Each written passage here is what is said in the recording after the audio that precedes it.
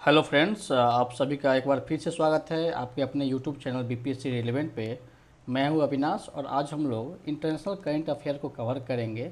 उसमें जो important कन्फ्रेंसेज and summits हुए हैं इसको हम देखेंगे और ये हमारा फर्स्ट पार्ट है और ये काफ़ी इंपॉर्टेंट हो जाता है 72nd बीपीएससी प्रीलिम्स के लिए और डिफरेंट एग्जामिनेशन के लिए। चलिए शुरू करते हैं, हम लोग क्या है हमारा करंट अफेयर देख लेते हैं। तो पहला करंट अफेयर है कि सेवेंथ इंटरनेशनल सोलर अलायंस जो है ये कहाँ आयोजित किया गया, तो न्यू दिल्ली में आयोजित किया गया। और भारत जो है 2024 से 26 तक इसकी अध्यक्षता करेगा, मतलब प्रेसिडेंशियलशिप जो है इसको मिला है, भारत को मिला है। और फ्रांस जो है उपाध्यक्ष रहेगा, वाइस प्रेसिडेंट रहेगा, ठीक। और वर्ल्ड सोलर रिपोर्ट जो है तीसरा एडिशन इसमें रिलीज़ किया गया, ये इंपॉर्टेंट है, हम ध्यान में रखेंगे। आप कमेंट करके बताएंगे कि इंटरनेशनल सोलर अलायंस का हेड क्वार्टर कहाँ है और इसका एस्टेब्लिशमेंट कब हुआ, स्थापना कब हुआ, ये आप कमेंट करके बताएंगे। Okay, very important. आगे बढ़ते हम लोग। तो नेटो समिट 2025 कहाँ पे हुआ, तो हेग नीदरलैंड में हुआ, ये लोग ध्यान में रखेंगे।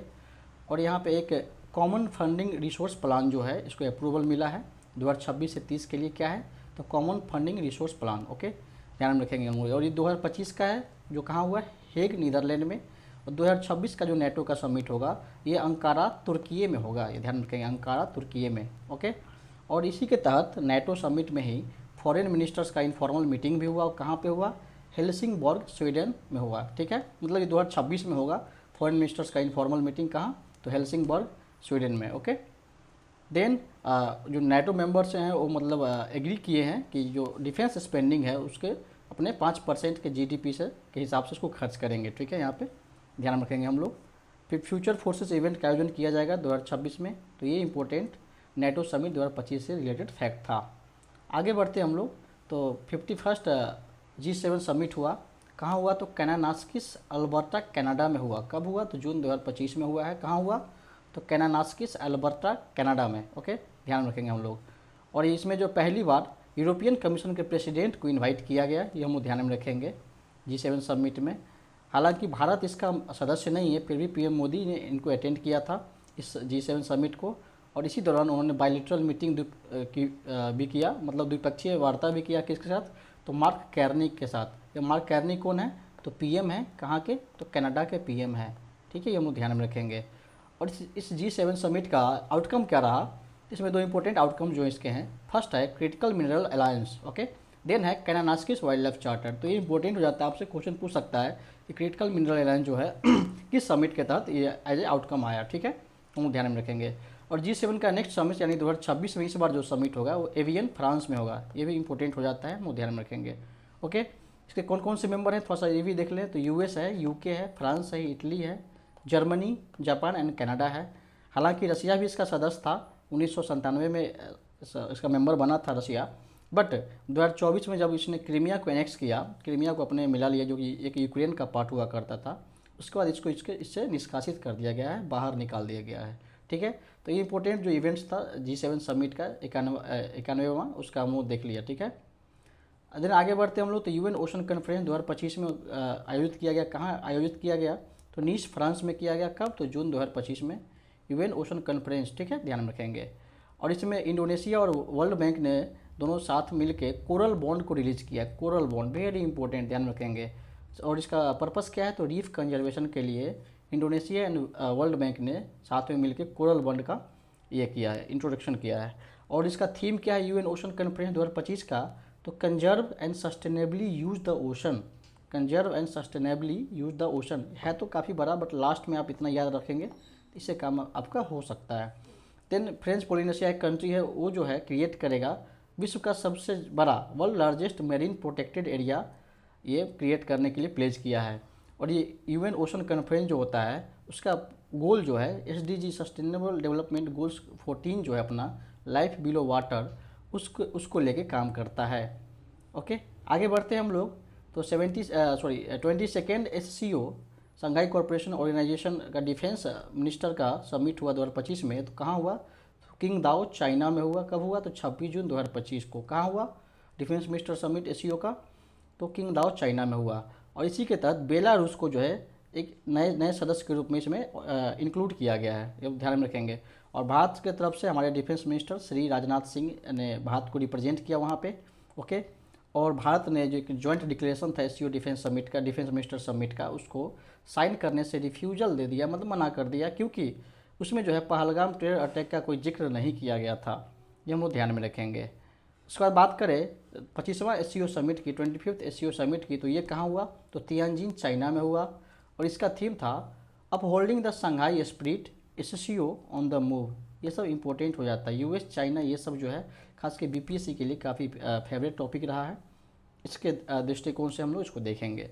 देन बात करते हैं 17वीं BRICS summit, 17th BRICS summit 2025 जो है, कहाँ इसका ऑर्गेनाइजेशन हुआ, तो ये रियो डे जेनेरियो ब्राज़ील में किया गया 6 से 7 जुलाई 2025 में, ठीक है। और इसमें रियो डे जेनेरियो डिक्लेरेशन को एडॉप्ट किया गया, ये हम लोग ध्यान में रखेंगे। और इसमें कौन कौन से मेंबर हैं ये हम लोग जान लें तो अच्छा रहेगा, उसे आप लोग जानते होंगे। तो Brazil, Russia, India, China, South Africa, Egypt, Ethiopia, Iran, Saudi Arabia, United Arab Emirates and Indonesia. आपका यहाँ पे काम है कि आप बताएंगे कि इसमें से लेटेस्ट मेंबर कौन है, सबसे नया सदस्य जो है, लेटेस्ट मेंबर कौन है जो कि ब्रिक्स का मेंबर बना है, ठीक है, कौन सा कंट्री है ऐसा, ठीक है। और 2026 का जो समिट होगा 18वां, भारत होस्ट करने वाला है ब्रिक्स का, जो हम ध्यान में रखेंगे। और इस 17वें ब्रिक्स समिट में मोदी जी ने कुछ हाईलाइट किया है, और क्या क्या मतलब चर्चा मेरा वहाँ पे, तो मिशन लाइफ मतलब lifestyle for environment, then international solar alliance, global biofuel alliance, UPI and DPI, इसको मोदी जी ने हाईलाइट किया, ओके, ध्यान में रखेंगे। और कुछ डिक्लेरेशन को अडॉप्ट किया गया वहाँ पे, जो कि climate finance, AI governance and health equity से संबंधित था, ये ध्यान में रखेंगे।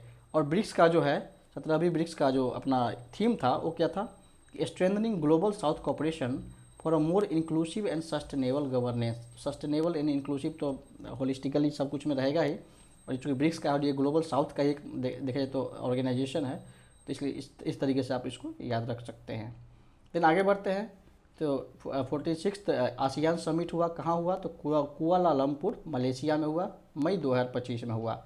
और आसियान का हेडक्वार्टर कहाँ है, तो जकार्ता इंडोनेशिया में है, ये हम ध्यान में रखेंगे। और इस आसियान समिट का थीम क्या था, देन था थीम जो था वो था इंक्लूसिविटी एंड सस्टेनेबिलिटी। और इसमें एक इम्पोर्टेंट फैक्ट ये है कि तिमोर लिस्टे जो है 11वां देश है, 11वां सदस्य बन जाएगा जो कि इसको ज्वाइन किया है, तिमोर लिस्टे। आप मैप में देखेंगे कि तिमोर लिस्टे किधर है, इंडोनेशिया से किधर है, ये आप कन्फर्म करके कमेंट करेंगे। इंडोनेशिया को आप देखेंगे कि वर्ल्ड मैप में कहाँ पे है, उसके बाद देखेंगे तिमोर लिस्टे इधर है, इधर है, किधर है, ये आप बताएंगे, ठीक है, दोनों ध्यान में रखेंगे। आगे बढ़े तो वर्ल्ड हाइड्रोजन समिट 2025 ये कहाँ ऑर्गेनाइज किया गया, तो रोटरडैम नीदरलैंड में किया गया मई 2025 में। उतना इंपॉर्टेंट नहीं है बट मैंने इसको कवर किया है। Then 78th world health assembly organise किया गया कहाँ पे, तो जिनेवा स्विट्जरलैंड में। और इसका थीम था one world for health, one world for health जो था इसका थीम था। Then one of the important जो समिट था वो है 6th बिम्स्टेक समिट, ठीक है। आप इसका फुल फॉर्म बताएंगे क्या होता है, बे ऑफ बंगाल इनिशिएटिव होता है, क्या होता है, आप एक बार इसको बताएंगे, मल्टी सेक्टोरल क्या होता है, आप इसको एक बार चेक कर लेंगे और कमेंट में ज़रूर बताएंगे। तो इसका समिट कहाँ हुआ, तो बैंकॉक थाईलैंड में हुआ अप्रैल 2025 में। बांग्लादेश जो है इसके बाद 2 साल के लिए इसकी अध्यक्षता करेगा थाईलैंड के बाद, ओके। बैंकॉक थाईलैंड में 25 में हुआ। देन उसके बाद बांग्लादेश नेक्स्ट 2 ईयर्स के लिए इसका अध्यक्षता करेगा, ठीक है, ध्यान रखेंगे। और बिम्स्टेक समिट जो हुआ उसका थीम क्या था, तो prosperous, resilient and open BIMSTEC, ध्यान में रखेंगे हम लोग। और मोदी जी को यहाँ पे जो है एक त्रिपिटिका जो होता है, जैसे शुद्ध पिटक, विनय पिटक और अभिधम पिटक का त्रिपिटिका, वो थाई पीएम के द्वारा इनको रिसीव किया गया, मतलब इनको दिया गया, प्रदान कराया गया, जो कि एक सझाया फोनेटिक एडिशन का एक त्रिपिटिका है, जो कि मोदी जी को थाई पीएम ने मतलब दिया, ठीक है, ध्यान में रखेंगे हम लोग। और भारत का क्या क्या इनिशिएटिव रहा भाई बिम्स्टेक समिट में, तो ये हम लोग देख लें। तो भारत ने प्रपोज किया है बिम्स्टेक चैम्बर ऑफ कॉमर्स, ध्यान में रखेंगे, BIMSTEC chamber of commerce Bharat ने प्रपोज किया है। देन भारत ने लॉन्च किया बोधि प्रोग्राम, जो कि 300 यूथ्स को ट्रेन करेगा। और उसके अलावा forestry research institute of India और नालंदा यूनिवर्सिटी में स्कॉलरशिप प्रोग्राम चलाया जाएगा बिम्स्टेक कंट्रीज़ के जो भी बिम्स्टेक मेंबर्स के जो भी लोग होंगे उनके लिए, ठीक है। और फिर बिम्स्टेक का एनर्जी सेंटर बेंगलुरु में खोला जाएगा, इसकी बात की गई। इसके अलावा इंडिया जो है ट्रेडिशनल म्यूजिक फेस्टिवल जो है BIMSTEC traditional music festival to be very precise, इसको होस्ट करेगा। एंड देन बिम्स्टेक गेम्स को 2027 में होस्ट करने वाला है, तो ये इंपॉर्टेंट हो जाता है, ध्यान में रखेंगे। भारत। तो हो गया बिम्स्टेक। देन आगे बढ़ते हैं हम लोग। तो third BIMSTEC agriculture ministerial meeting कहाँ हुआ? तो काठमांडू नेपाल में हुआ, ध्यान में रखेंगे। छठा बिम्स्टेक कहाँ हुआ? तो ये अपना बैंकॉक में हुआ, ध्यान में रखेंगे क्या हुआ? बैंकॉक में हुआ। और थर्ड एग्रीकल्चर मिनिस्ट्रियल जो हुआ, मिनिस्ट्रियल मीटिंग बिम्स्टेक का, वो काठमांडू नेपाल में हुआ। और भारत की तरफ से अपने कृषि मंत्री कौन है? शिवराज सिंह चौहान साहब ने जाके इसको भारत को रिप्रेजेंट किया वहाँ पे। बस इतना ही इंपॉर्टेंट है इसमें। देन आगे बढ़ते हैं हम लोग। तो 9th global technology summit organise किया गया। कहाँ पे ऑर्गेनाइज किया गया भाई? तो ये जो है अपना, एक मिनट, तो